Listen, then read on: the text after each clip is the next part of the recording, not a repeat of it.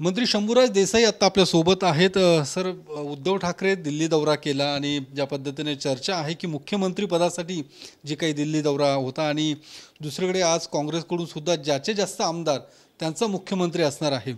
कुठेतरी महाविकास आघाडीमध्ये मुख्यमंत्री पदाचा चेहऱ्यावरून मतभेद असल्याचं पाहायला मिळते। नाही, आता हे त्यांच्या वक्तव्यावरनं सगळ्यांच्या स्पष्ट झालंय। कारण बघा, आता पृथ्वीराज चव्हाणांचं, माननीय माजी मुख्यमंत्री पृथ्वीराज चव्हाणांचं स्टेटमेंट आलं की ज्याचे नंबर जास्त त्याचा मुख्यमंत्री। आणि आता 3 दिवस झाले माननीय उबाटा गटाचे प्रमुख उद्धव ठाकरे साहेब दिल्लीमध्ये आहेत।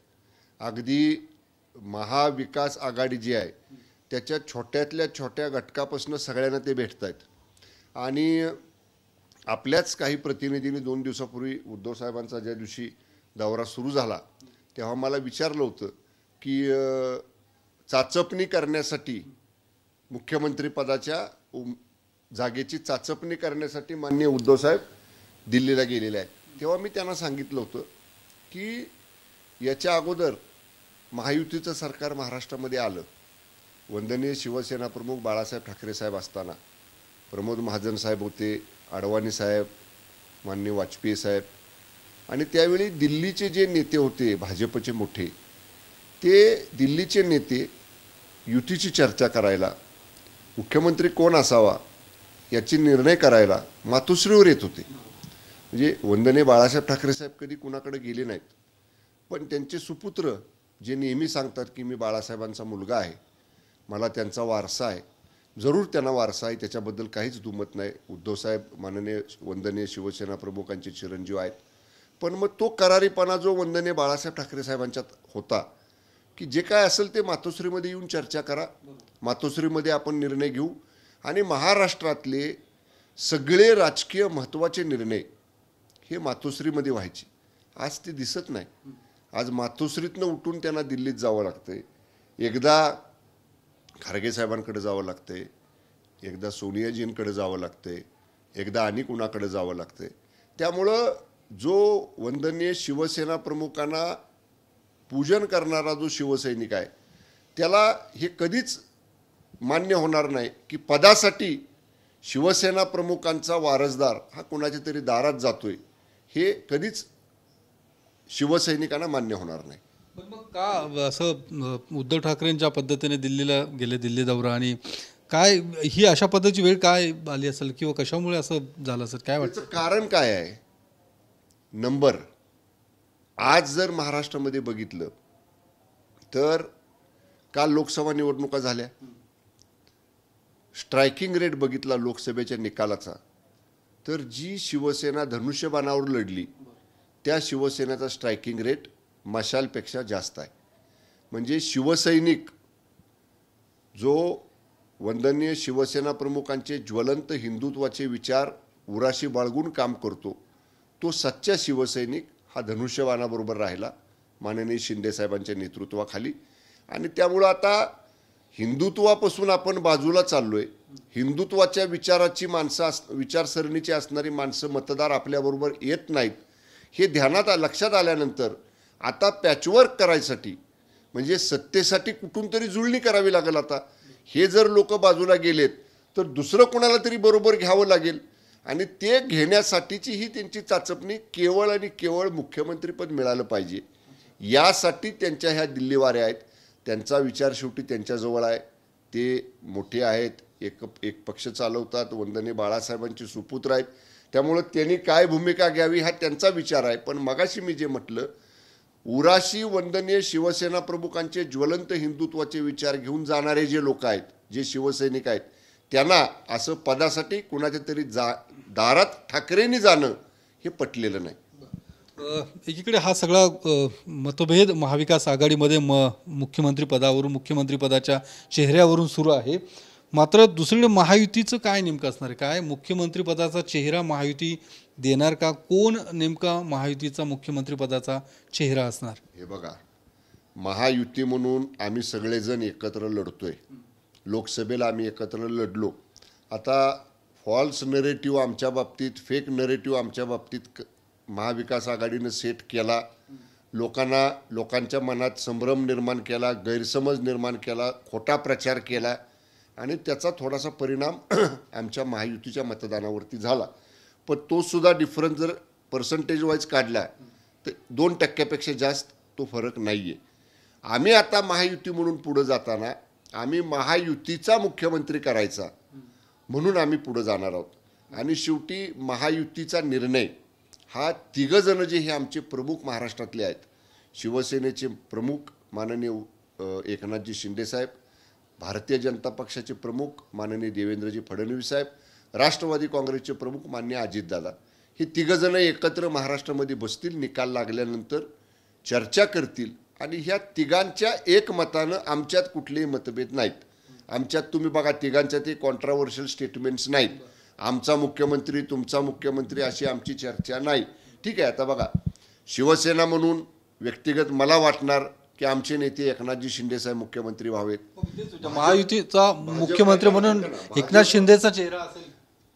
शिवसेना म्हणून आम्ही जरूर एकनाथजी शिंदेसाहेबांचा चेहराच आमचे मुख्यमंत्री म्हणून आम्ही समोर घेऊन जाणार आहोत.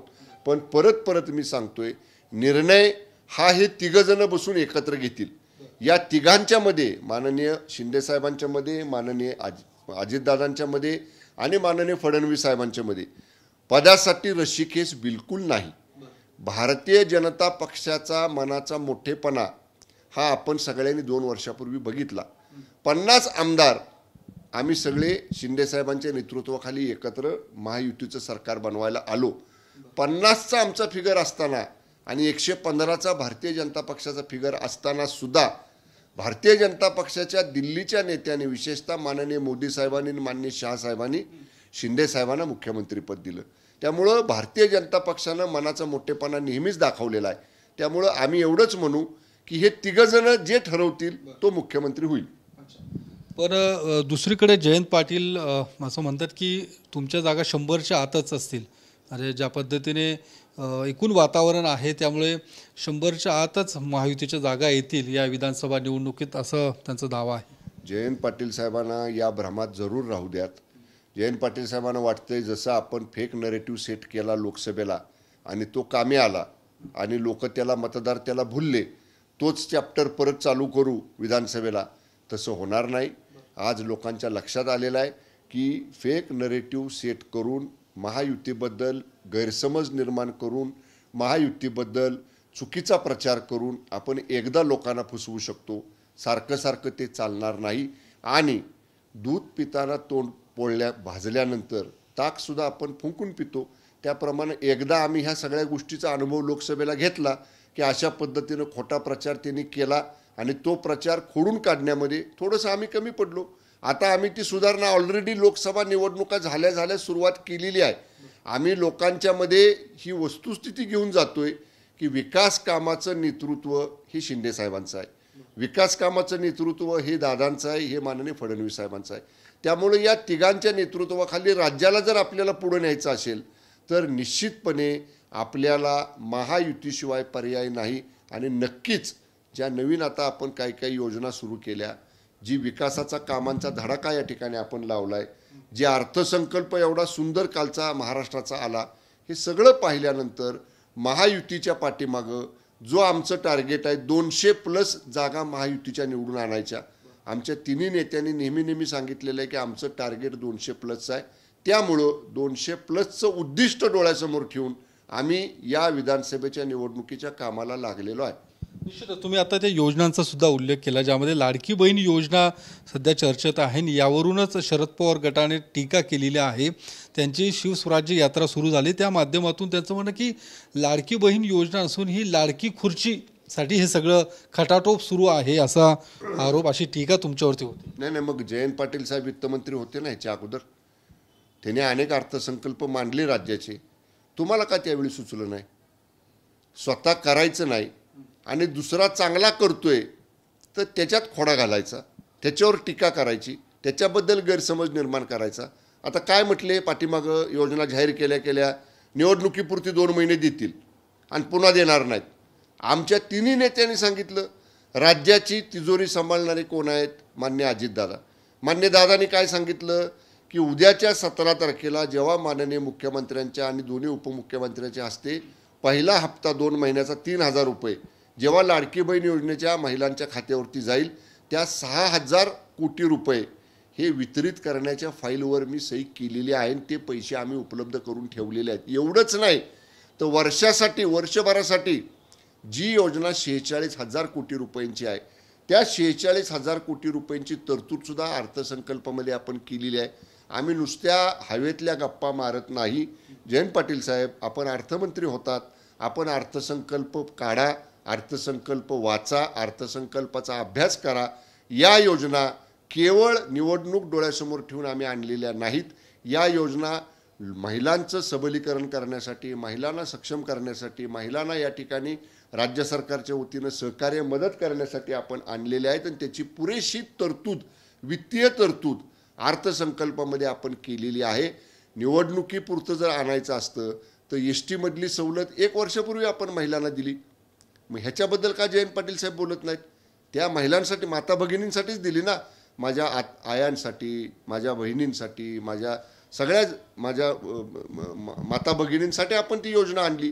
त्यामुळे हे सरकार महिलांच्या बाबतीत असेल, तरुणांच्या बाबतीत असेल, युवकांच्या बाबतीत असेल, सगळ्यांच्या बाबतीत संवेदना ठेवून या सगळ्यांना सहकार्य करण्याच्या भूमिकेतूनच आम्ही काम करतो. निश्चितच. पण ज्या पद्धतीने दुसरीकडे मनोज जरांगे राज्यभर सध्या फिरतायत, राज्यभर दौरा करतायत, त्यांनी आज अशी घोषणा केली की 29 तारखेला त्यांचा अंतिम निर्णय होणार. तुम्ही सुद्धा मधल्या काळात त्यांच्याशी चर्चा करत होता आणि विधानसभा निवडणूक लढायची का या सगळ्या संदर्भात निर्णय होईल आणि अपक्ष निवडणूक लढवणार असा एक त्यांच्या चर्चा बोलण्यातनं पुढे आलेला आहे आणि यावेळी पाडायचं अशी भूमिका ते घेत आहेत.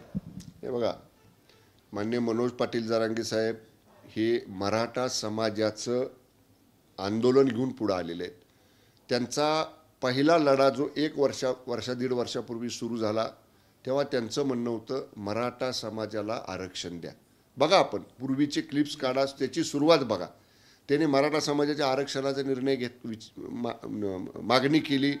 शिंदे साहेबांच्या नेतृत्वाखालच्या सरकारनं स्वतंत्र 10% मराठा समाजाचं आरक्षण दिलं. ते अजूनपर्यंत कोर्टात टिकलं. त्यामुळं त्यांची जी मागणी होती ती आपण मान्य केली.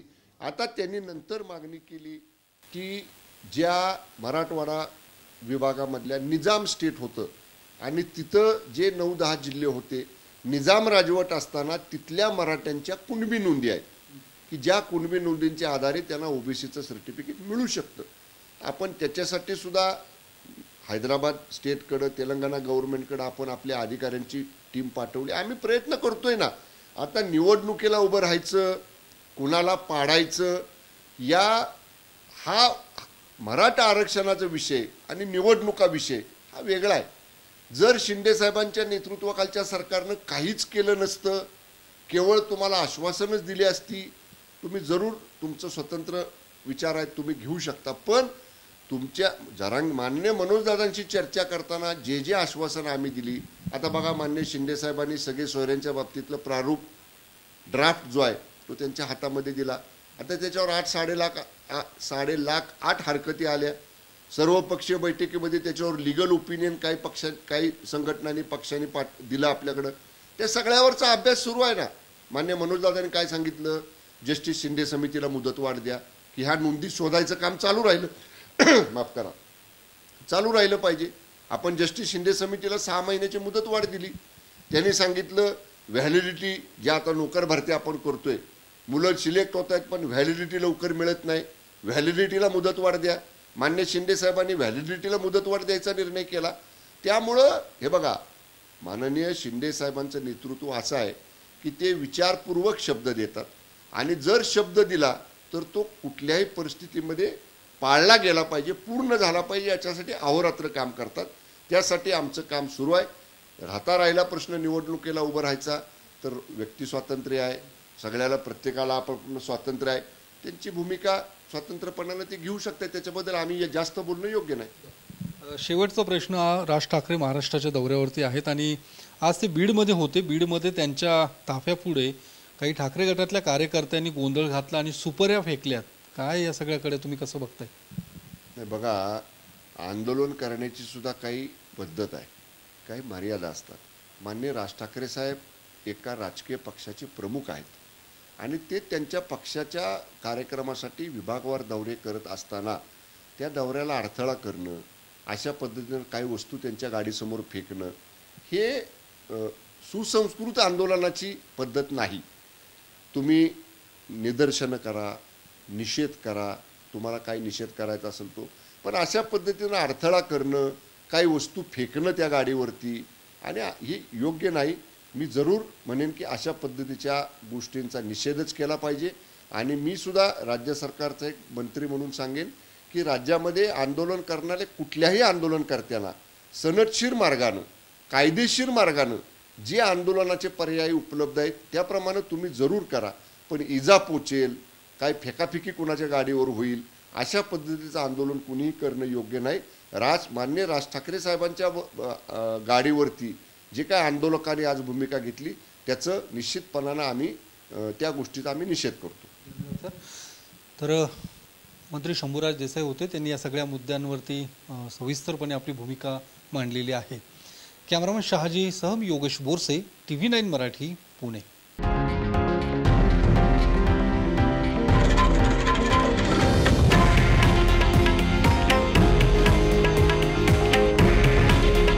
हे आहे देशातील नंबर 1 न्यूज नेटवर्क आणि आपण पाहत आहात TV9 मराठी.